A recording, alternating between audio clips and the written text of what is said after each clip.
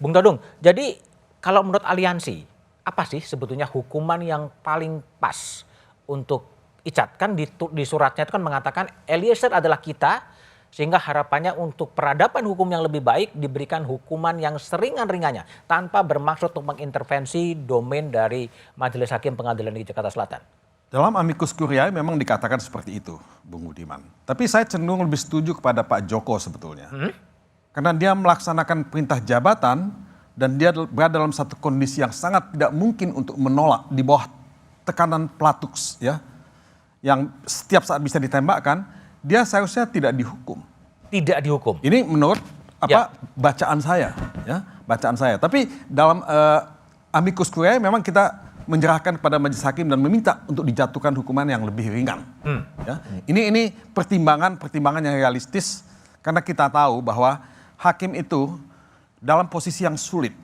Ya, dalam posisi yang sulit. Tadi kalau kita bicara mengenai intervensi terhadap majelis hakim, katakanlah tidak ada telepon, katakanlah tidak ada orang yang dikirim ke sana seperti yang dihadapkan pada Pak Joko Sarwoko. Hakim ini kan membaca media. Hakim ini dengar YouTube. Hakim ini juga punya sosial media, punya WhatsApp.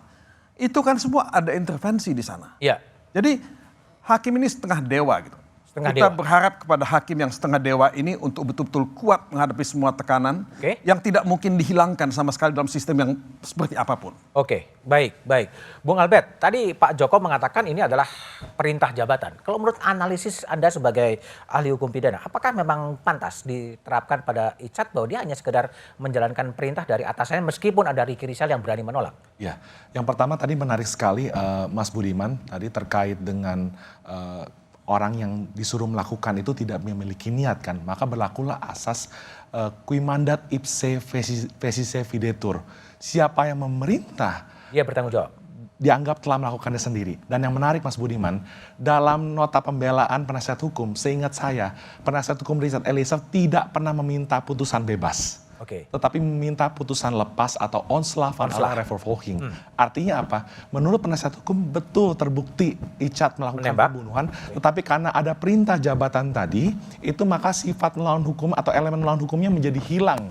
Karena ada perintah jabatan dari seorang yang memiliki otoritas atau bevoegdhezag. Nah, maka dari itu Mas Budiman, saya berulang kali mengatakan, kalau ada keraguan-raguan, apakah seorang Richard Eliezer kuasa untuk menolak perintah perintah Ferdy Sambo, maka kita bisa melihat dari sisi kesalahan psikologisnya tadi yang sudah dijabarkan oleh Bang Todung Mulya Lubis.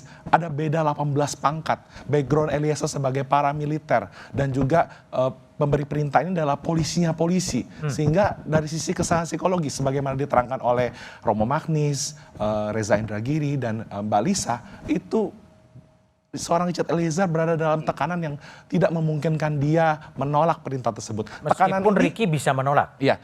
Tekanan ini bukan pasal 48 mengenai daya paksa, tetapi ada contrante morale yang lahir dari chain of command atau perintah jabatan yang semikian rupa tadi.